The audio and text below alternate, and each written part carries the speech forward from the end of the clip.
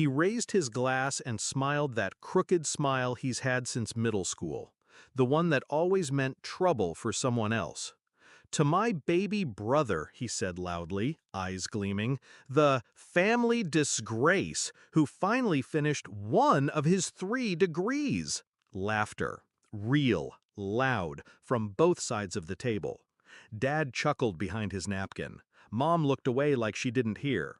40 people, a long oak table, turkey, wine, candles, and silence, except for the echo of that word, disgrace. I didn't blink, didn't flinch, just reached for my glass. Across from me, his fiancée, Anna, touched his arm, gently. Her jaw was tight. She knew. They all would, soon. People think betrayal is one big blow.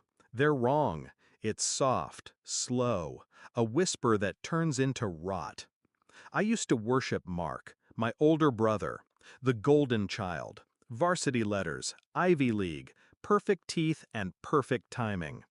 I was the quiet one, law books instead of lacrosse, anxiety instead of charm.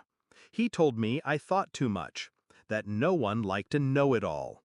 But I still tried, still came to his games, still cheered, even when he never came to my graduations, even when he slept with the girl I loved in college, then laughed when I found out. Survival of the fittest, he said. I swallowed it, for years. But Thanksgiving wasn't the beginning, it was the finale, the final scene I wrote with perfect timing. Because revenge is best when it's silent, clean, and final. 2 years ago, I was living out of my car, working court clerical jobs by day, flipping case notes by night, barely scraping by. Meanwhile, Mark was on magazine covers, the youngest managing partner in his firm's history. I still remember the headline. I still remember how Mom framed it. I studied harder, clerked longer, didn't sleep, didn't complain, didn't ask for help.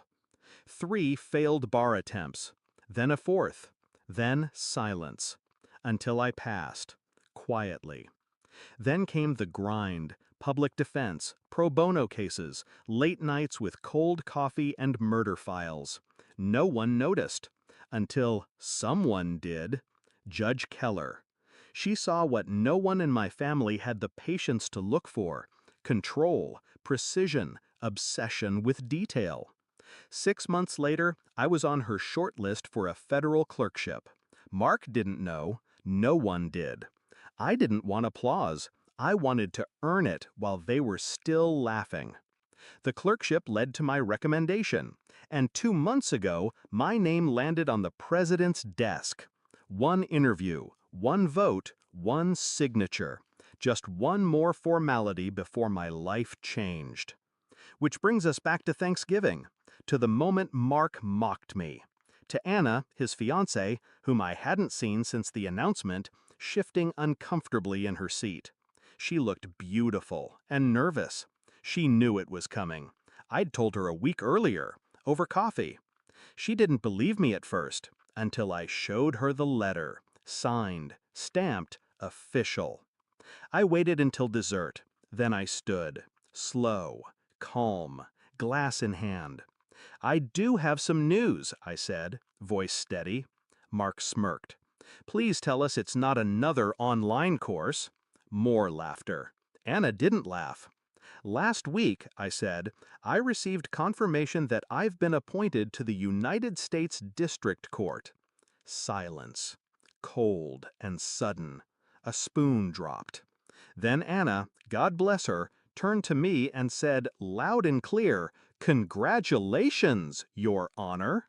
40 heads turned. Mark's smile cracked. I didn't gloat, didn't thank them, didn't explain. I just let the silence eat them alive. Mark blinked, twice. Looked at Anna, then at me. "You're kidding?" "No." Mom's fork hovered midair. Dad cleared his throat. "Federal?" I nodded once. "Confirmed yesterday. I start next month." Mark laughed, hollow. "What, some internship?" Anna cut in. "No, an appointment."